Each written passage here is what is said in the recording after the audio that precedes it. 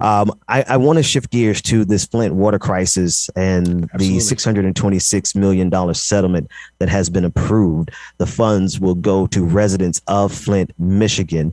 Let's take a listen to this most significant update. A judge has approved a more than $600 million settlement for residents harmed by lead-tainted water in Flint, Michigan.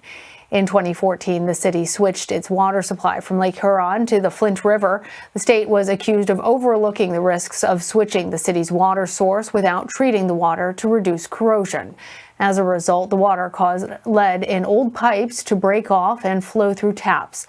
Flint later switched back to a Detroit regional water agency in 2015. Settlement of $626 million means every child who was exposed, plus many adults, businesses, and others, will receive payments.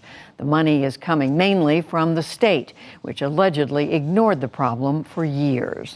Okay, listening to that breakdown, thank you for putting that pasting that together for us, David, because it does jog my memory as to how this happened in the first place. Those emergency powers given to a Republican governor back in the day, and he made that switch. My memory may be jogged a little bit, but yeah, this is how we got here, and now they're willing to pay $626 million. What's your thoughts, Pastor Galloway? Well, so it's funny. This is the way that God puts those in place. So the Lutheran Church has a water environmental justice arm in the Minneapolis Synod, and I was able to travel with several Lutheran pastors and other clergy to go and do some support for frontline workers in the Flint water crisis. This starts way before this 2014 situation, though. This is one of several crises. The first crisis was the water shutoffs, when the water bills spiked and skyrocketed, and folks couldn't afford their water bills, and people began to shut off water. And Legionnaire's disease began to run rampant in the shutoff pipes. That's what started the People's Water Board in Flint, Michigan. 2014 was another crisis that was brought on by the giving over of powers to a city manager after they ousted the black mayor of that area. And so the movement from Michigan water to there's a whole lot that goes into there. And so I just want to make sure that folks see the connection of this as one standpoint. And so when they see the settlement that comes forward and how it'll be geared towards children in particular and folks who have lost business and things like that, that $626 million starts to get real small when you think about the folks who began having issues in the early 2000s. And then this was just a compounding factor. So I'm glad that it moved in this direction, and it's the largest of its kind, but it does not address the need that might actually exist there. And it doesn't acknowledge the long history of the People's Water Board struggling for water issues in this area. I did not know that first part. No, I didn't know that was but there's always more backstory, isn't there? There's always something that's a prelude to a prelude.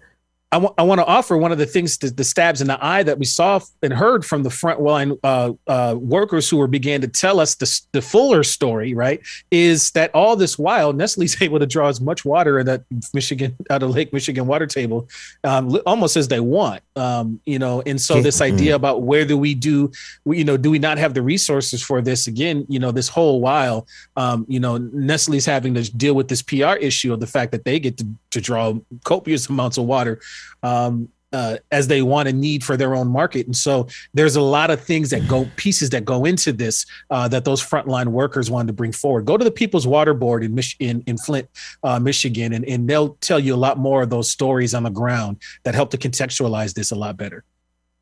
Man, listen, it's so much. You know what I think we're suffering under? I think we're suffering under a strategy of oversaturation. There's an oversaturation of absurdities that we're living under every single moment of every single day, that we're not able to really triangulate the real position, right? Think about this, man.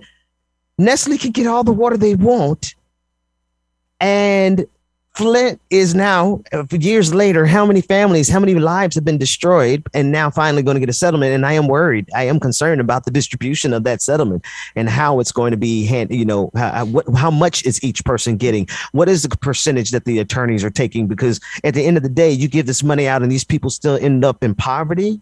Oh, that's a problem. Well, And to that point, this is the settlement for addressing the wrongs. The judge did hold separate the decision and talk about the attorney's fees, which has a potential still to be added as something separate. So we may actually see this number go up in terms of overall money that has to get paid out. So that is still in the works. The details matter. Oh, and with the victory, there's the conversation about attorney's fees.